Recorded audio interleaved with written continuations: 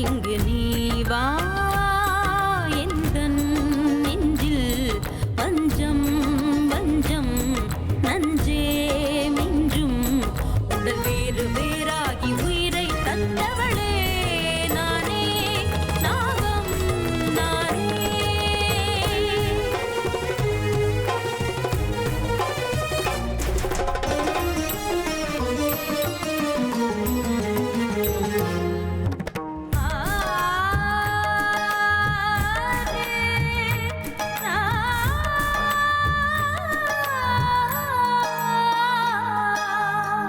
ஜென்மபல தாண்டி உன்னோடு வாழ வேண்டுமே, மரணம் தன்னை வென்று தினம் காதல் செய்யவா.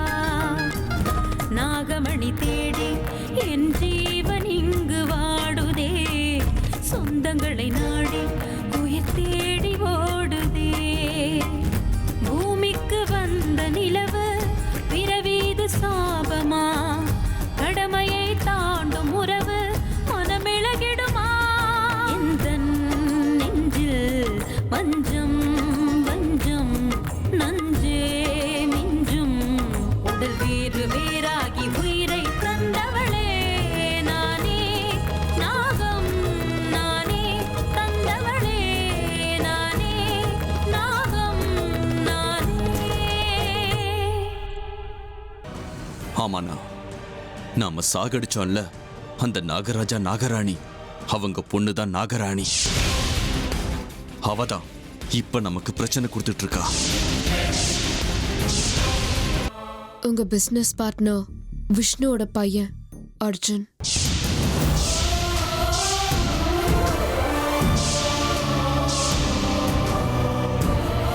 உங்ககிட்ட வேலை செஞ்சுக்கிட்டு இருந்தார்ல, அந்த அர்ஜுன் தான். இந்த மாசம் 30ஆம் தேதி சரியா 12 மணிக்கு இவங்க கல்யாணம் நடந்தே ஆகணும்.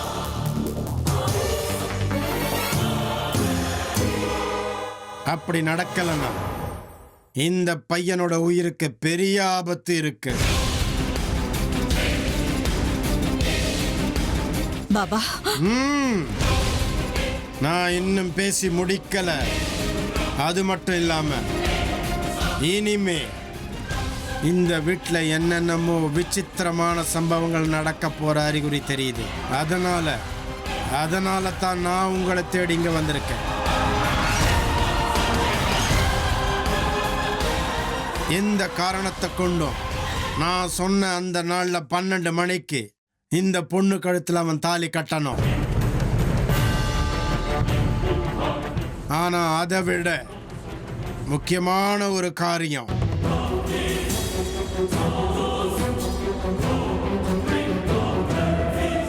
சொல்லுங்க பாபா, நாங்க என்ன பண்ணணும்? ஏதாவது பரிகாரம் செய்யணும்னா சொல்லுங்க, நாங்க எல்லாத்துக்கும் தயாரா தான் இருக்கோம்.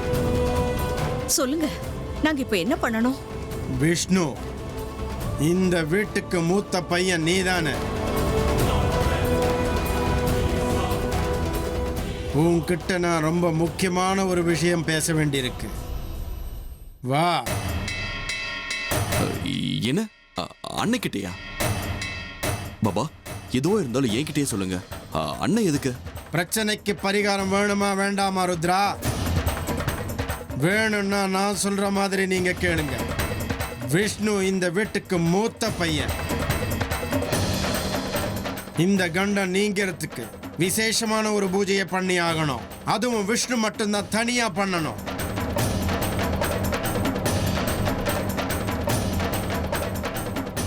அதை பத்தி நான் பேச வேண்டியது விஷ்ணு கிட்ட மட்டும்தான். சொன்னது புரியுதா? விஷ்ணு, நாம போலாமா? வா.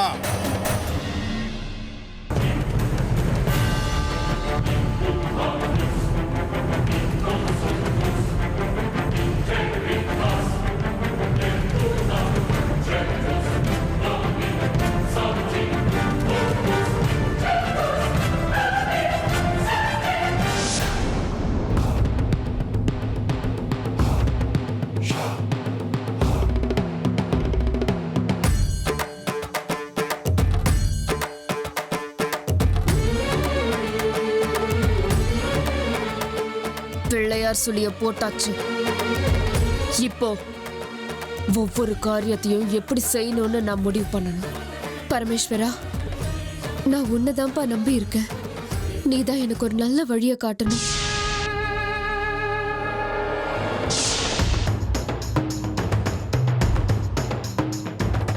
அமிர்தா, சொல்லுங்க சித்தி. நீ செய்யறது மிகப்பெரிய தப்பு அமிர்தா, தப்பு. எதை சொல்றீங்க நீங்க? என்ன அமிர்தா, எதுவும் தெரியாத மாதிரி என்னைய கேக்குற? இப்போ நீ எடுத்திருக்கிற முடிவு சரியானதா? நாகலோகத்தை சேர்ந்த நீ மனுஷலோகத்துல இருக்கிறவனை கல்யாணம் பண்ணிக்கணும்னு எடுத்த முடிவு ரொம்ப தப்பு. சித்தி, என் மனசுல இருக்கிற ஒரே ஒரு எண்ணம் நாகமணி அடையிறது மட்டும்தான். அதுக்கு என்கிட்ட இருந்தது இந்த ஒரு வழிதான். அதுக்கு கல்யாணம் தான் பண்ணிக்கணுமா அமிர்தா? அவனை கல்யாணம் பண்ணிக்காம நாகமணி எடுத்துட்டு வர உனக்கு வேற வழியா கிடைக்கலையா? இல்ல சித்தி, அவரை கல்யாணம் பண்ணிக்காம அந்த வீட்டுக்குள்ள நுழையறதுக்கு எனக்கு எந்த ஒரு வழியும் தெரியல. நாகமணி எனக்கு கிடைக்கணும்னா நான் அந்த வீட்டுக்கு மருமகளை போய்தான் ஆகணும் சித்தி. ஒரு விஷயம் புரிஞ்சுக்கோ அமிர்தா, அவனை கல்யாணம் பண்ணிக்கிட்டா நீ திரும்பி நாகலோகத்துக்கு வரவே முடியாது. சித்தி, இப்ப எனக்கு நாகமணி அடையிறது தான் முக்கியம். அது ஒண்ணுதான் என் லட்சியம். நாகலோகத்துக்குள்ள திரும்பி வரத பத்தி அப்புறம் யோசிக்கிறேன். இத்தனைக்கும் நான் அவரை கல்யாணம் பண்ணிக்க போறது நாகமணி அடையறதுக்காக மட்டும்தான், அவரோட சேர்ந்து குடும்பம் நடத்துறதுக்காக இல்ல. இருந்தாலும் அமிர்தா, பரவாயில்ல சித்தி, இது நானே எனக்காக தேடிக்கிட்ட பாதை. என்னோட லட்சியத்தை நான் அடையறதுக்கு எனக்கு சரின்னு பட்ட வழிய நான் இப்ப தேர்ந்தெடுத்திருக்கேன். இதுல சரி தப்புங்கிற கேள்வியே கிடையாது. என்ன நடந்தாலும் சரி, நாகமணியை எப்படியாவது அடையறது மட்டும்தான் என்னோட ஒரே லட்சியம். அந்த லட்சியத்தை நான் அடையறதுக்கு எதை செய்யறதுக்கும் நான் தயாரா இருக்கேன். கல்யாணம் பண்ணிக்கிறதுக்கும். என்னை மன்னிச்சிருங்க சித்தி, மன்னிச்சிருங்க. இந்த ஒரு விஷயத்துல மட்டும் உங்க பேச்ச மீறி போக போறேன்.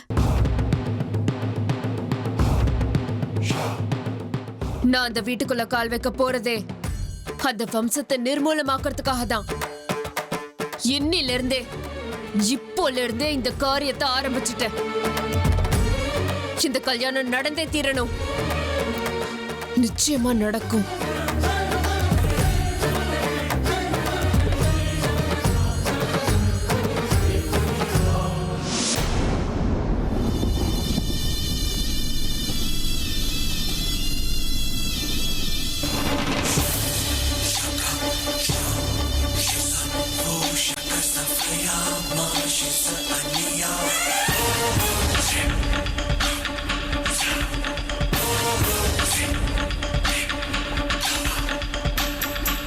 எத்தனை பெரிய சக்தி வாய்ந்த அந்த நாகமணிய யாருக்கும் தெரியாம எங்கேயோ ஒளிச்சு வச்சுட்டு ஒன்னும் தெரியாத மாதிரி நிக்கிற.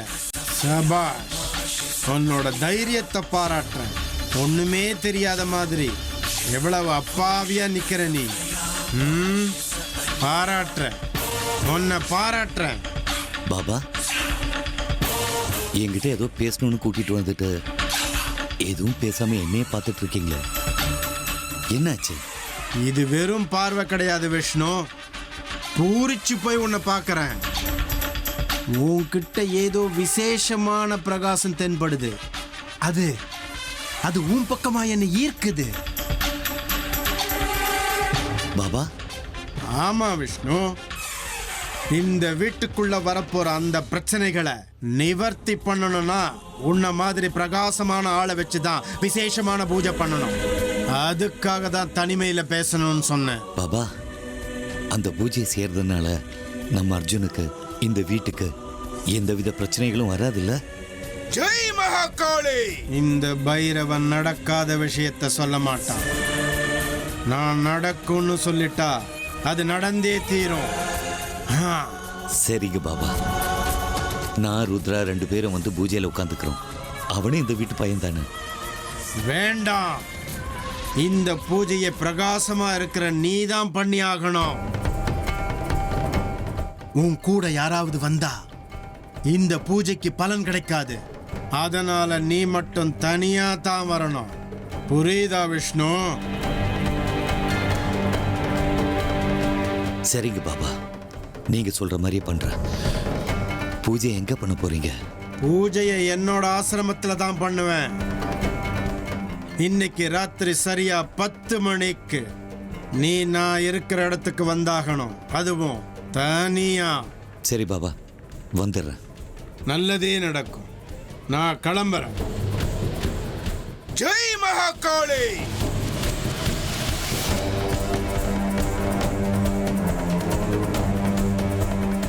வா, நாகமணியை எப்படி உங்ககிட்ட இருந்து பறிக்கணும்னு எனக்கு நல்லாவே தெரியும். முதல்ல உன் கதையை முடிச்சிட்டு அதுக்கப்புறம் நாகமணியை உங்ககிட்ட இருந்து எப்படி எடுக்கணும்னு யோசிக்கிறேன். வா வா.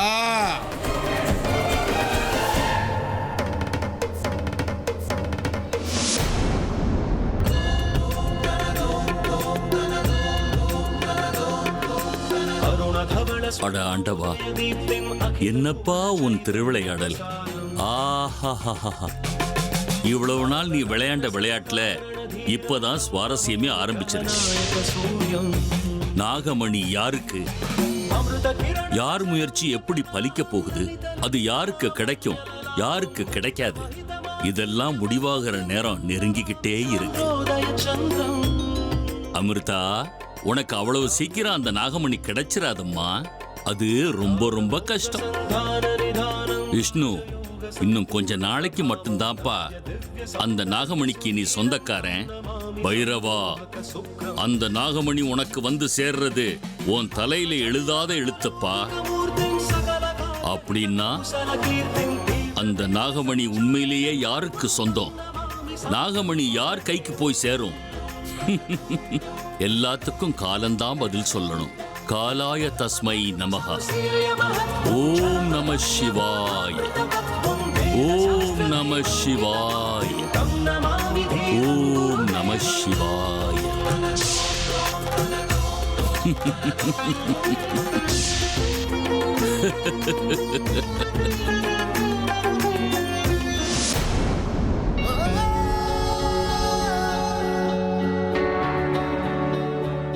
ராத்திரி நடந்ததெல்லாம் கனவா இல்ல நிஜமா? இல்ல நிஜம் மாதிரியான கனவா? ஒருவேளை அது கனவா இருந்தா எனக்கு எதுக்கு அப்படி ஒரு கனவு வந்துச்சு? அமிர்தா எனக்கு கிடைக்க மாட்டாங்கன்னு தெரிஞ்சும் எதுக்கு இந்த மாதிரி கனவுல எனக்கு வருது? இந்த மாதிரி கனவு எனக்கு மட்டும்தான் வருதா, இல்ல அமிர்தாவுக்கும் வந்திருக்குமா? எல்லாம் ஒரே கன்ஃபியூஷனா இருக்கு. மொத்தத்துல ஸ்வீட் கன்ஃபியூஷன்.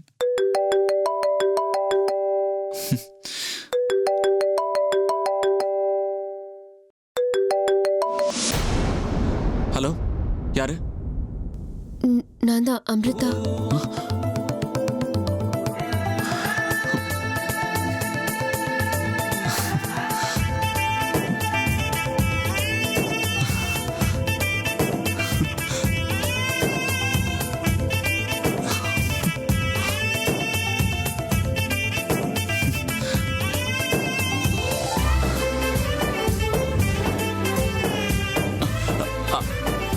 அமிர்தா, நீங்களா?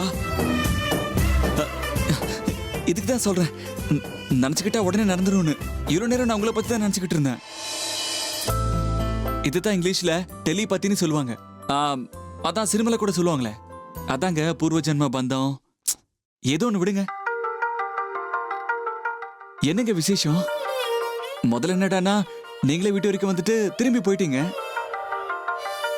ராத்திரி கூப்பிடாமலே என் கனவுல வந்தீங்க. இப்ப என்னடானா நீங்களா எனக்கு போன் பண்ணிருக்கீங்க. இதெல்லாம் நிஜம்தானா அமிர்தா? நிஜம்தான். அப்படின்னா ஏதாவது பேசுங்க. என்ன பேசுறது? ஏங்க, போன் பண்ணது நீங்க தானே, என்ன கேட்டா எப்படிங்க? உங்க ஸ்வீட் வாய்ஸ்ல நீங்க என்ன பேசினாலும் சூப்பர் தாங்க. ஏதாவது பேசுங்க. ஏங்க அமிர்தா, நீங்க எனக்கு ஃபோன் பண்ணதை இன்னும் என்னால நம்பவே முடியலங்க. அது சரி, இத்தனை நாளா என்ன பார்த்தாலே பாம்பு மாதிரி சீர்கிட்டே இருந்தீங்க. இப்ப என்ன நீங்களே எனக்கு ஃபோன் பண்ணி பேசுறீங்க? காலம் எப்பவும் ஒரே மாதிரி இருக்காது. காலத்துக்கு ஏத்த மாதிரி நாமளும் மாறிக்கிட்டே இருக்கணும். என்னங்க நீங்க விடுகதை போட்டு பேசிக்கிட்டு இருக்கீங்க? புரியுற மாதிரி கொஞ்சம் தெளிவா சொல்லுங்களேன். இந்த மடையனுக்கு அப்பதான் புரியும். நாம எதையாவது தொலைச்சதுக்கு அப்புறம் தானே அர்ஜுன் அதோட மதிப்பே நமக்கு தெரிய வரும். இப்போ எதோட மதிப்பு உங்களுக்கு புரிஞ்சுது? நீங்க எதை தொலைச்சீங்க? உங்களதான்.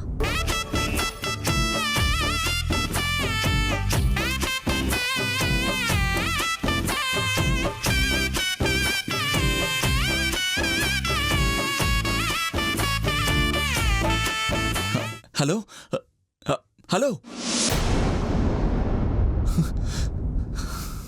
என்ன அர்ஜுன், காலையிலேயே யார்கிட்டயோ சுவாரஸ்யமா பேசுற போல? இல்லையே, நான் யார்கிட்டயும் போன்ல பேசலையே.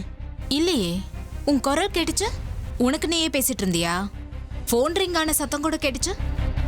சரியான டிடெக்டிவ் கிட்ட மாட்டிக்கிட்டேன் போல இருக்கே. கடவுளே. அதா ஏதோ ராங் நம்பர். அதற்கிட்ட விடு. நான் போய் ஃப்ரெஷ் ஆயிட்டு வரேன். ஓஹோ, ராங் நம்பரா? உன்னோட ராங் நம்பர் அழகி யாருன்னு எனக்கு தெரியும். இதெல்லாம் அந்த அழகி அமிர்தா இருக்காளே, அவ பண்ற வேலைன்னு எனக்கு தெரியும். இதுக்கெல்லாம் ஒரு முடிவு கட்டாம நான் விட மாட்டேன்.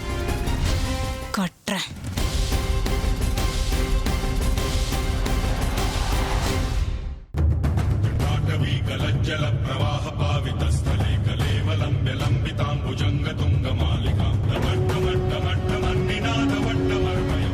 ஜெய் மகாகாளி.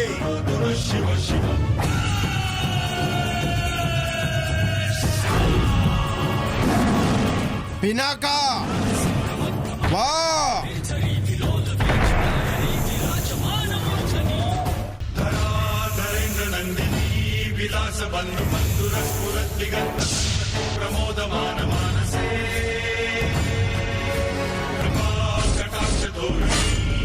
சொல்லுங்க பாபா, நான் உங்களுக்கு என்ன செய்யணும்? பினாக்கா, முதல்ல அந்த நாகராணி கூட சண்டை போட்டு நீ தோத்துட்டு வந்த. அதுக்கப்புறம் அந்த நாகராணியை நீ தோக்கடிச்ச. ஆனா அப்படி இருந்தும் அந்த நாகராணி தப்பிச்சிட்டான். அவ உன்னை விட சக்தி வாய்ந்தவ. இப்ப நான் உன்னை திட்டினா அதுக்கு எந்த பலனும் இருக்காது. ஏன்னா அதெல்லாம் முடிஞ்ச கதை. இப்ப நான் சொல்ல போறத கவனமா கேட்டுக்கோ. ஒரு முக்கியமான விஷயத்தை நான் சொல்ல போறேன். நல்லா கேட்டுக்கோ. சொல்லுங்க பாபா. நாகமணி இருக்கிற இடம் தெரிஞ்சிடுச்சு வினாக்கா. அதை எப்படியாவது நாம பறிச்சாகணும். இத்தனை நாள நாகமணியை ஒளிச்சு வச்சுக்கிட்டு இருந்த ஆளு இப்ப வந்துருவான். அவனை நாம பலவீனப்படுத்தி அந்த நாகமணியை அவங்கிட்ட இருந்து பறிச்சே ஆகணும். அது எப்படி முடியும் பாபா? ஏன் முடியாது பினாக்கா? அவன் நிராயுதபாணியா இங்க வருவான். கொஞ்சம் கூட தைரியம் இல்லாத ஒரு கோழை. அவனை பலவீனப்படுத்துறது பெரிய விஷயம் இல்ல. நாகமணி உங்க லோகத்தை சேர்ந்தது. நீயும் நாகலோகத்தை சேர்ந்தவன். அதை அடையறதுக்கு உண்டான விதி முறைகள் எல்லாம் உனக்கு தெரியும்ல. அதனால அந்த நாகமணியை அடையறதுக்கு நீ எனக்கு முழு ஒத்துழைப்பு தந்தாகணும். அதுக்காக தான் உன்னை இங்க கூப்பிட்டிருக்கேன். சொன்னது புரிஞ்சுதா? சரிங்க பாபா, என்னால முடிஞ்ச ஒத்துழைப்பை நான் உங்களுக்கு நிச்சயமா கொடுப்பேன். விஷ்ணு வரியா? வா வா.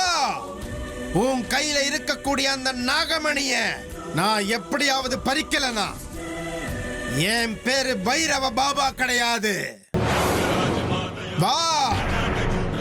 நாகமணிய நீ எப்படி காப்பாத்துறன்னு நானும் பார்க்கிறேன். ஜெய் மகாகாளி.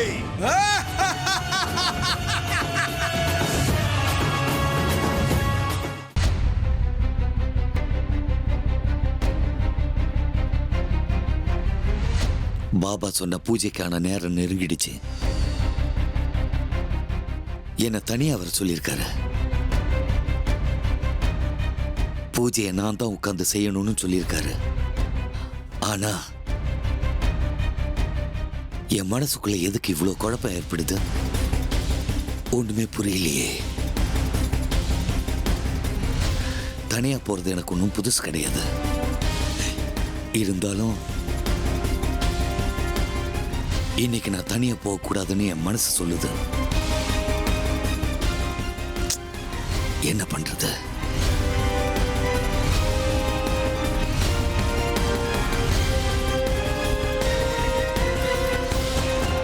ஐடியா.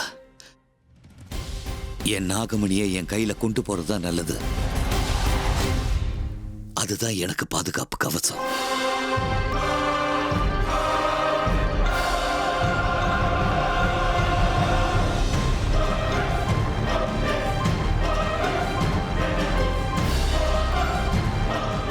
நாகமணி என்கிட்ட இருக்கிற வரைக்கும் நான் யாருக்கும் பயப்பட தேவையில்லை.